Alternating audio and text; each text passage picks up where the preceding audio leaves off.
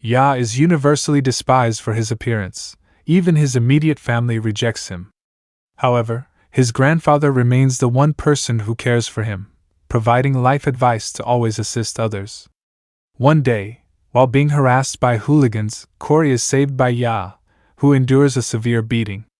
Later, it is revealed that Ya's grandfather has passed away, leaving his property to Ya. Consequently, Ya's parents disown him since he cannot access the inheritance. Left alone, unloved, and bullied, Ya's frustration leads him to punch his bathroom wall, revealing his grandfather's hidden antique room. Within this room, he discovers a door that transports him to a fantastical world filled with magic and a leveling system. Unbeknownst to Ya, his progress in this magical realm affects his real-world self, transforming his physical appearance into that of a confident individual. Upon returning to school, everyone is astonished, and his siblings harbor resentment towards his change.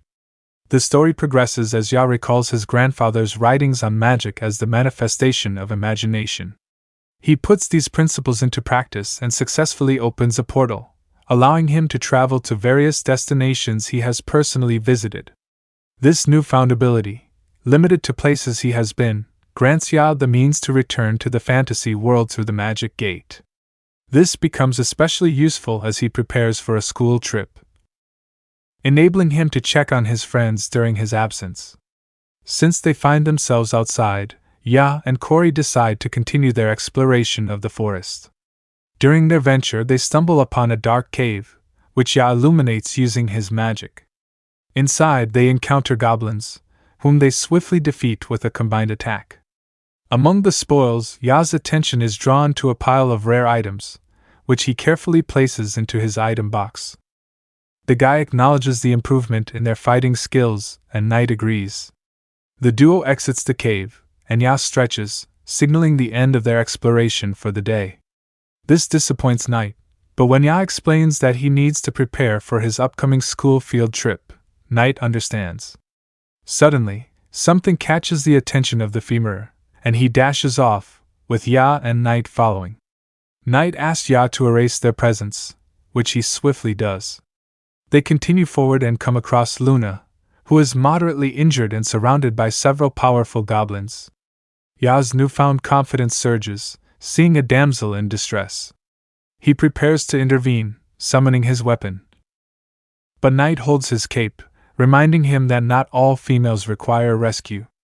Ya heeds Knight's warning and hangs back, observing as Luna puts up a decent resistance, countering the leader's attacks and even injuring his arm in the process. The battle rages on as Luna uses her strings to block the assaults from 3 lackeys, but it leaves her vulnerable to a powerful kick from the goblin leader, sending her flying into a tree. The horde of goblins rejoices as Luna lies unconscious. Unable to resist, Ya intervenes and swiftly defeats the leader before the monster can finish Luna off. They soon realize they are surrounded by a large number of high-level goblins. The goblins launch an attack, but Ya counters by pulling out a whip, using it to restrain and constrict the majority of them. He is amazed at the overwhelming power of the weapon. Meanwhile, Knight takes care of the remaining goblins. Ya moves Luna away from the danger zone, realizing that since they have cleared most of the monsters in the area, it will be easier for Owen and the others during their next visit. Ya's attention turns back to Luna as he contemplates what to do with her. He decides to bring her to his house so that he can tend to her wounds. Knight growls disapprovingly upon hearing Ya's plan. Luna regains consciousness just as Ya questions the Fenrir. Initially disoriented, Luna frantically pleads with the stranger to release her, kicking and screaming. Ion accidentally drops her, causing her head to hit a tree. Luna's eyes well up with tears as she holds her head in pain. Ya offers Luna a healing juice that has the power to cure all ailments. He assures her that it will heal her wounds if she drinks it. The girl hesitates and remains skeptical, but Ya even offers to take a sip himself to prove its safety.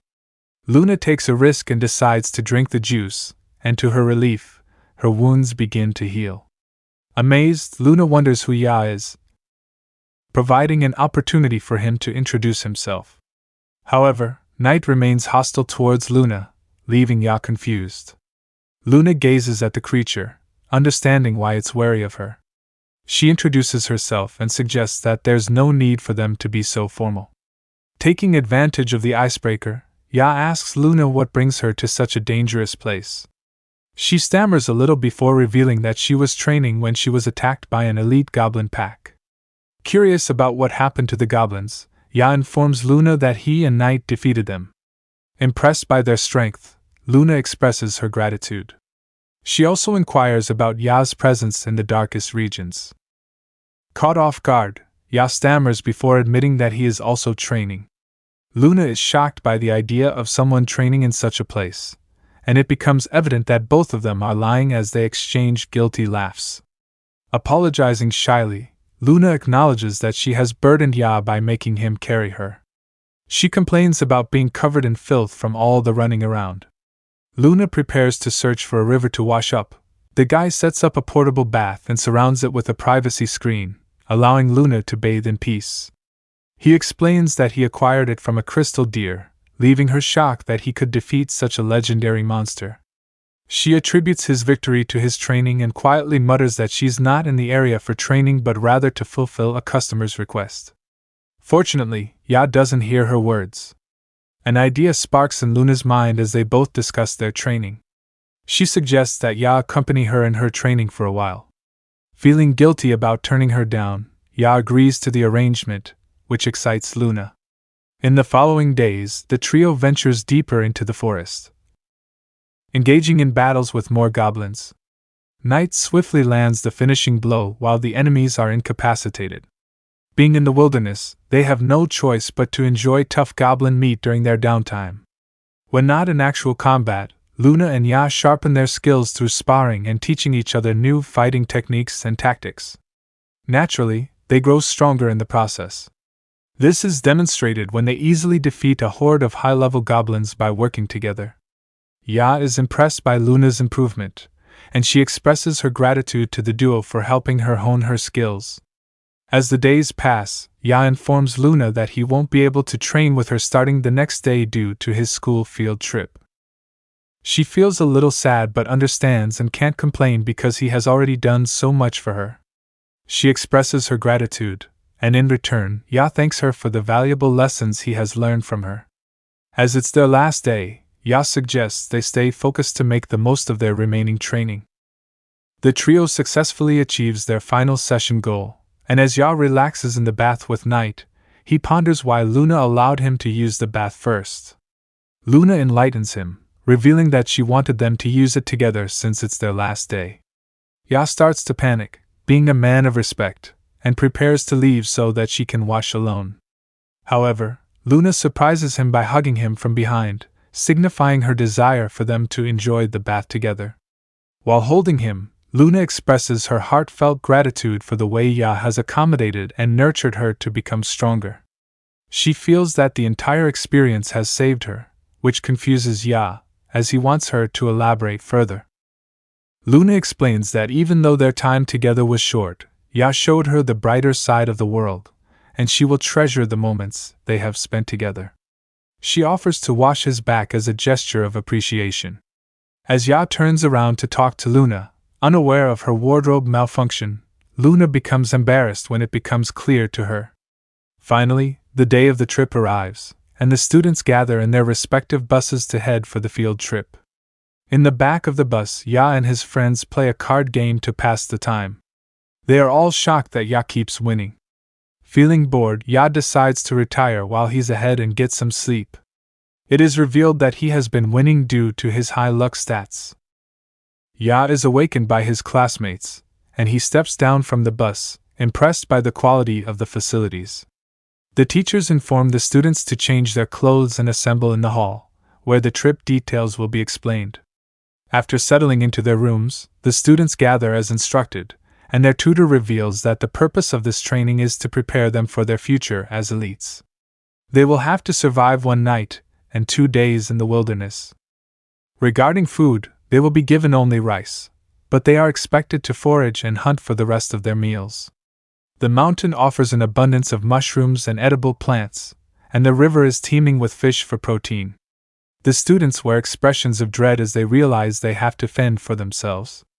Corey asks how they will differentiate between edible mushrooms and plants and the dangerous ones, considering their limited outdoor experience. The teacher explains that the students need to show the mushrooms and plants to them before cooking, and if any slip through the cracks, they have their school doctor, Dr. Ms. Yamakawa, on site to treat any cases of ingestion. The doctor steps forward with a strange laugh and swirls a beaker of medicine, assuring them that everything will be fine as long as she gets to administer it. Ya is a little surprised to learn that Ms. Yamakawa is the school's doctor. Ki provides some exposition, mentioning that Ms. Yamakawa's infirmary is always shrouded in darkness, and screams can be heard when someone passes by. Akira hints that he might go without food to avoid the dangers, but their teacher cuts him off, calling him a coward. Facing the dangers head-on is part of the coursework and also a competition between the classes. The teacher reveals that students' performance affects the bonus assessments of their homeroom teachers, emphasizing that they should fight like their lives depend on it. The students start to panic a little when they find out that they will be camping in the wilderness instead of sleeping in the fancy facility. They are given tents and other basic supplies as they head out in their teams. While the others carefully inspect their supplies, Akira gets caught up in hyping himself. His teammates forget about him as they devise an action plan. Yi and Ki are assigned to go to the river to fish, while Akira and Kaori will search for edible plants and mushrooms. The fishing team arrives at the crowded river, finding all the good fishing spots taken. However, he uses his abilities to locate a hidden place with plenty of fish in shallow water. He takes his bucket inside and skillfully catches the fish by hand, employing some of the training he learned from Luna. Everyone watches him in awe, realizing that even while doing manual labor, he remains effortlessly impressive. Keat has to intervene and stop E from getting carried away and catching too many fish.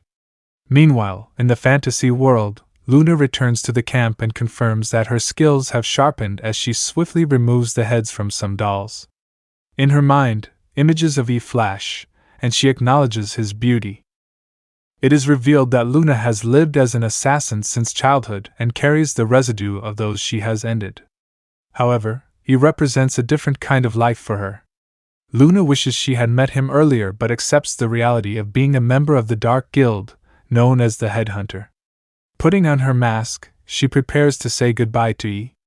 Meanwhile, in the palace, Princess Lexia excitedly sets off to the darkest regions to meet E again. This brings the episode to an end.